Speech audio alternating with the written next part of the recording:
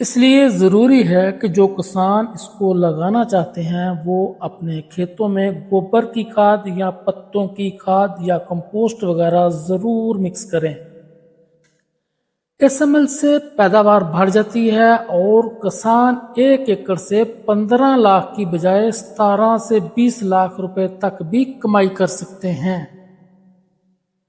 دوستو، یہ نقدآور فصل ایک ایسی فصل ہے جس کے پتے الگ ریٹ پر بکتے ہیں، ڈنڈل علیحدہ بکتے ہیں اور اس کی جڑیں الگ ریٹ پر بکتی ہیں اور اس کا بیج الگ ریٹ پر فروخت ہو جاتا ہے۔